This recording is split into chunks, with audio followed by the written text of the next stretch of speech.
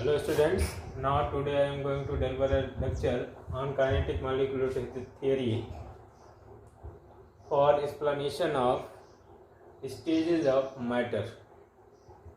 States of matter के लिए या द्रव्यों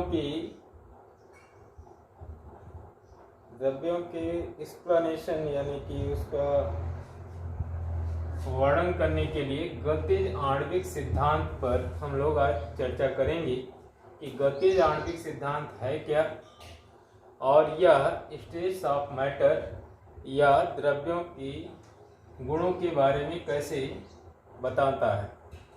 पहले गतिज आणविक सिद्धांत, आणविक अणुओं से संबंधित, मॉलिक्यूल्स या अणु।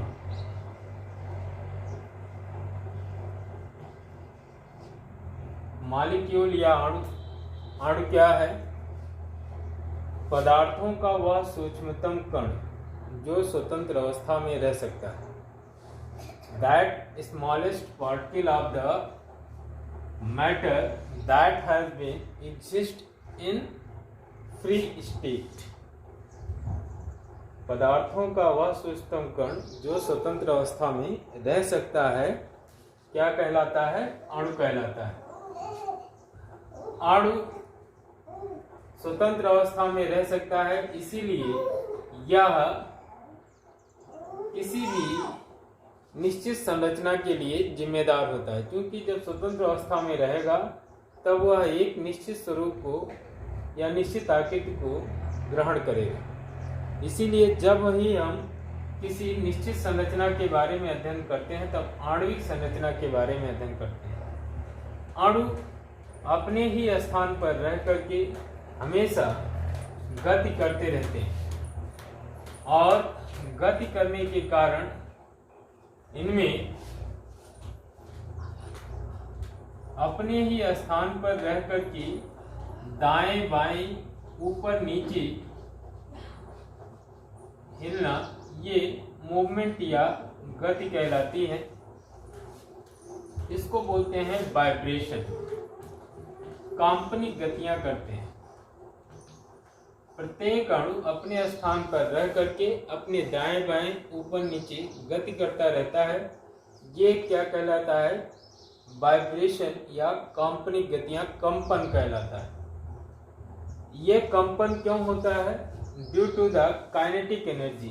प्रत्येक अणु के पास अपनी स्वयं की कुछ न कुछ गतिज ऊर्जा होती है। ऐसी ऊर्जा जो गति के लिए जिम्मेदार होती है, जो उसमें चलने का गुण दिखाती है, यानी कि जिसके कारण वह अपने स्थान पर रह करके हिल डुल सकता है या अपने स्थान से दूसरे स्थान को जा सकता है। तो प्रत्येक अणु के पास अपनी कुछ न कुछ ऊर्जा होती है जिसके कारण वह वाइब्रेट या कंपन करता है। इस ऊर्जा को काइनेटिक एनर्जी कहते हैं, गतिज ऊर्जा। और यह गतिज ऊर्जा सभी अणुओं में होती है, चाहे वो ठोस के अणु हो, चाहे द्रव के अणु हो या गैस के अणु हो। तो अणुओं की गति के आधार पर उस पदार्थ या द्रव्य के विभिन्न अवस्थाओं का वर्णन करना हमको, यही है गतिज आणविक। अणुओं की गति के आधार पर पदार्थ की अवस्थाओं का वर्णन करने वाला सिद्धांत ये गतिज आणविक सिद्धांत कहलाता है। इनमें किन चीजों का हम ध्यान रखते हैं? गतिज आणविक सिद्धांत में मुख्यतः 3 बिंदुओं पर कार्य करते हैं। पहला, अणुओं की स्थिति। अणु कैसे व्यवस्थित होते हैं? Arrangement of molecules. Arrangement of molecules.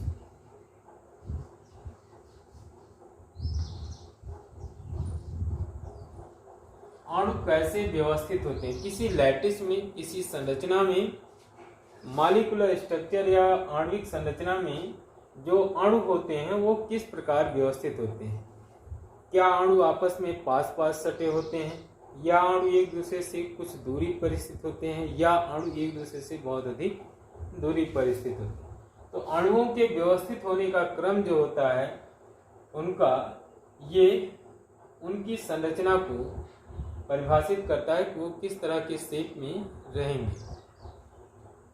दूसरा, अणुओं के बीच की दूरी, इंटरमॉलिक्यूलर स्पेसेस।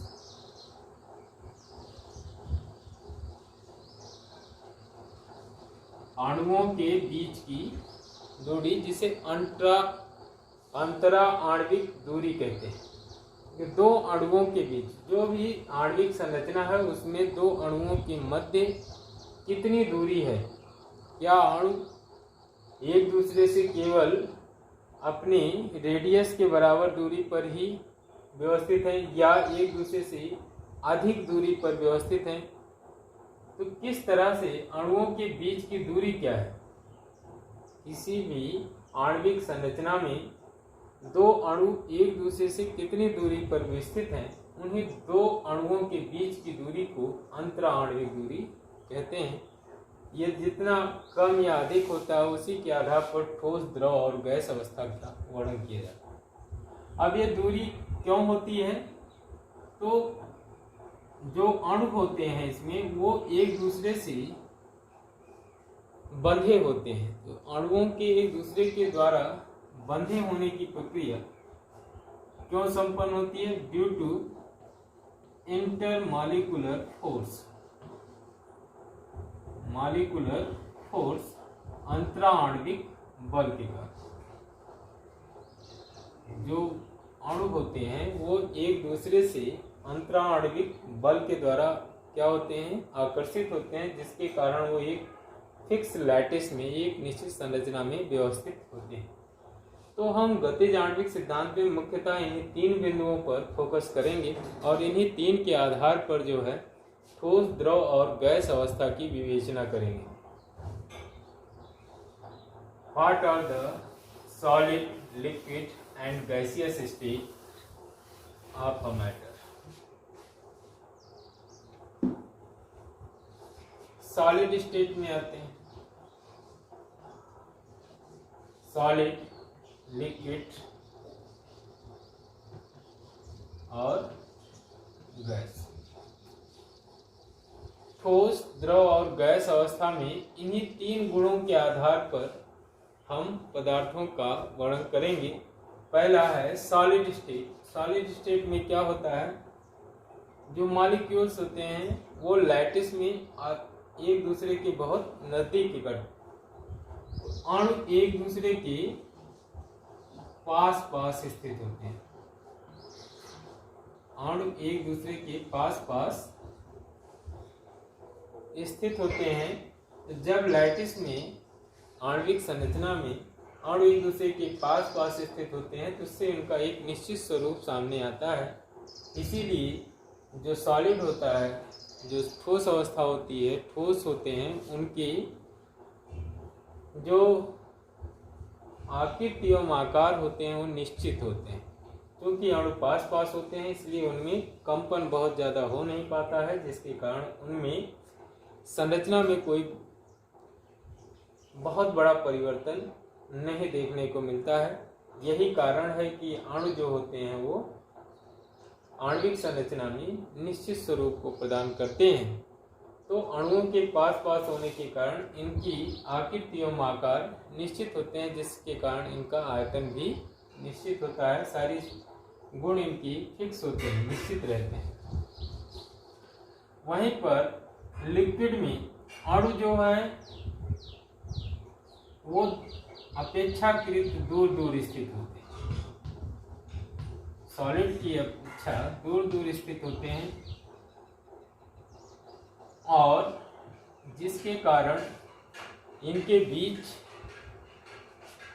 दूरी अधिक होने के कारण जो वाइब्रेशन है, कंपन, वो बढ़ जाता है। वो कंपन जो होता है वह बढ़ करके डिसलोकेशन में परिवर्तित है। वह अपने स्थान से दूसरे स्थान को गति कर सकते हैं, जबकि ठोस में अणु पास पास होते हैं और वो एक दूसरे को छोड़ करके दूसरी जगह नहीं जा सकते हैं। इसमें केवल कंपन हो सकता है, लेकिन इसमें क्या होता है, गमन होता है। अणु एक स्थान से दूसरे स्थान को चले जाते हैं। क्यों? क्योंकि ये अणु एक दूसरे से अपेक्षाकृत दूर स्थित होते हैं, जिसके कारण उनमें कंपन के साथ साथ गमन का भी गुण पाया जाता है। यानी कि वो अपने स्थान से हटके दूसरे स्थान को भी जा सकते हैं। यही कारण है कि द्रव जो होते हैं वो क्या होते हैं, एक दूसरे से जुड़े हुई अवस्था में एक स्थान से दूसरे स्थान को जा सकते हैं, यानी बहने का गुण पाया जाता है। गैसों में अणु बहुत दूर दूर होते हैं, यानी कि इनके बीच दूरी बहुत अधिक होने के कारण उनमें गमन करने की, कंपन तो होता नहीं बल्कि गमन करने की प्रवृत्ति बहुत अधिक होती है, जिसके कारण वो एक स्थान से दूसरे स्थान को बिना एक दूसरे के संपर्क में रहे ही चले जाते हैं, यानी कि एक दूसरे से संपर्क इनका नहीं रहता है, जिसके कारण ये एक साथ नहीं चलते बल्कि अलग अलग काफी दूरी तक ट्रैवल कर जाते हैं, क्योंकि इनके अणुओं के बीच दूरी अधिक होती है, जिसके कारण इनका कोई निश्चित स्वरूप नहीं मिलता है, ना ही इनका कोई आकृति रहता है, ना आकार रहता, ना ही आयतन निश्चित हो पाता है। तो अणुओं की स्थिति क्या हुई, सॉलिड अवस्था में पास पास, लिक्विड अवस्था में अपेक्षाकृत दूर, थोड़े दूर होते हैं, लेकिन गैस अवस्था में बहुत दूर दूर होते हैं। अब इनके बीच आकर्षण बल, तो अणु जब पास पास होते हैं तो आकर्षण बल क्या होता है, अधिक होता है। आकर्षण बल अधिक, अणुओं के मध्य लगने वाला आकर्षण बल अधिक होता है, और आकर्षण बल अधिक होने के कारण अणु एक दूसरे को छोड़ करके गमन नहीं करते हैं, बल्कि अपने ही स्थान पर रह करके काल्पनिक गति करते हैं। अणुओं के मध्य लगने वाला आकर्षण बल अधिक होने के कारण, क्योंकि ये पास पास स्थित होते हैं, पास पास क्यों स्थित होंगे, क्योंकि इनके बीच लगने वाला एक खिंचाव बल क्या होता है, वो अधिक होता है, जिसे अंतराण्विक बल कहते हैं। इसके अधिक होने के कारण ये जो है अणु एक दूसरे को छोड़ करके जा नहीं पाते हैं और एक निश्चित संरचना में बने रहते हैं। जबकि लिक्विड अवस्था में इनके बीच की आकर्षण बल में क्या होती है, अपेक्षाकृत कमी रहती, कमजोर होता है, जिसके कारण अणु एक दूसरे से जुड़े तो होते हैं, लेकिन वो आवश्यकता अनुसार एक दूसरे से कमजोर बल होने के कारण कुछ दूर दूर स्थित होते हैं, जिसके कारण वो एक जगह स्थिर नहीं रह पाते हैं, बल्कि वो एक दूसरे से जुड़े हुई अवस्था में एक स्थान से दूसरे स्थान को जाते हैं। उसका कारण केवल यही है, अणुओं के मध्य लगने वाला अंतराण्विक आकर्षण बल अपेक्षाकृत क्या होता है, ठोस की अवस्था में तुलना में कमजोर होता है, जिसके कारण अणु में गमन का गुण पाया जाता है और वो बहते हैं, बहने का गुण आता है। तो लिक्विडिटी इसी के कारण होती है, तरलता का गुण इसी के कारण आता है, आकर्षण बल में कमी। जबकि गैस अवस्था में ये नगण्य होता है, आकर्षण बल नगण्य या एकदम ना के बराबर होता है, जिसके कारण अणु एक दूसरे से क्या होते हैं, स्वतंत्र होते हैं और स्वतंत्रता पूर्वक वो गति और गमन करते हैं। तो स्वतंत्रता पूर्वक गमन करने के कारण वो एक दूसरे से दूर रहते हैं। उनके बीच में आकर्षण बल ना होना उनके अणुओं के बीच की दूरी को बढ़ाता है, जिसके कारण वो किसी निश्चित स्वरूप को प्राप्त नहीं कर पाते हैं। आते हैं तीसरा, अंतराण्विक दूरी पर।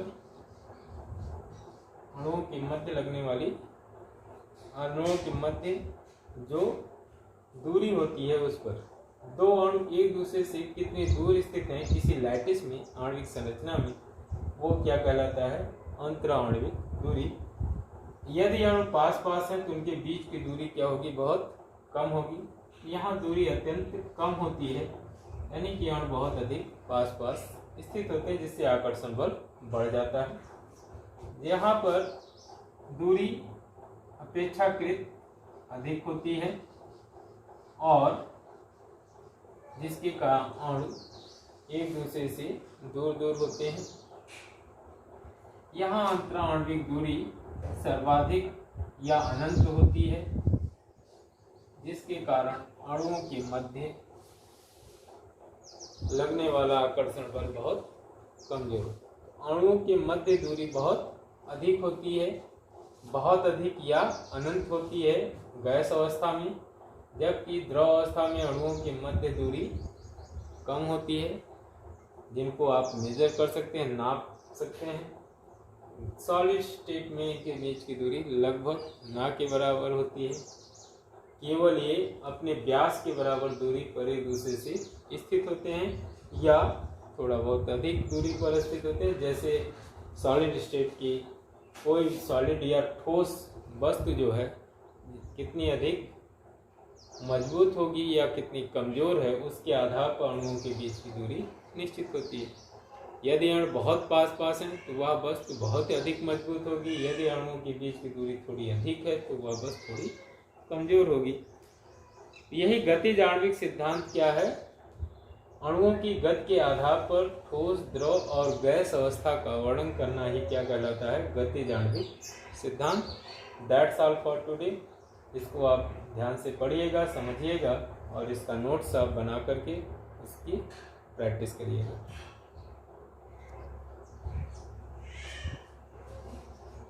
इसको